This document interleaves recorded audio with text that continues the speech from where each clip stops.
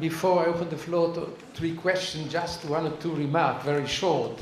First of all, I think that the only conclusion to draw from those 2 speakers is that there is a global threat, security threat on Israel and Europe. We are in the same bed or in the same boat, as you like. Europe cannot run away from it. And it's not because of the Palestinian problem.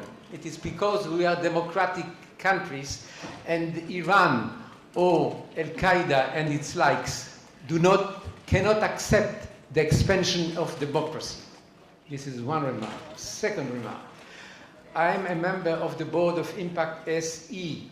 It's an NGO dealing with textbooks of Muslim countries, and we studied the textbook of Egypt, of Jordan, of Tunisia, Turkey, many countries, Palestinian authorities, and we studied 3 years ago and published it on our site, Iran.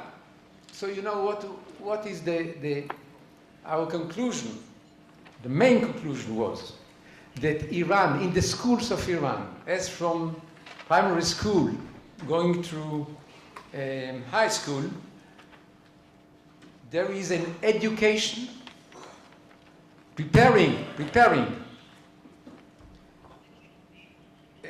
preparing young future generation to conquer the world, and especially the fight against great Satan, America.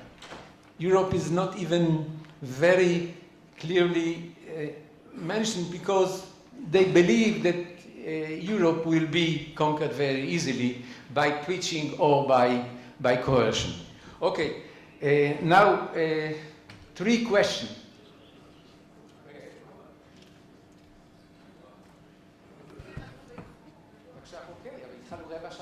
We started with delay 15 minutes.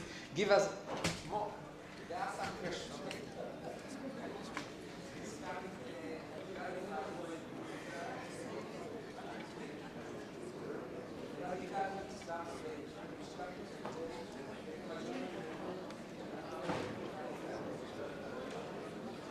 Okay, listen.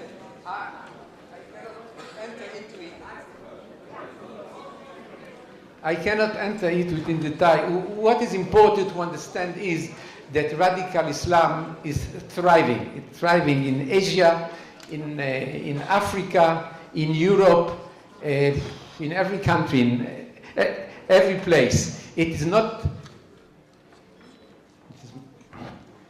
Sorry, excuse me.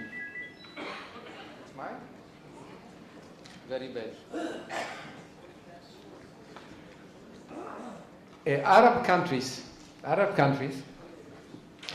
at least 6 or 7 of them, started by Somalia, Libya, Iraq, Syria, are now failed countries.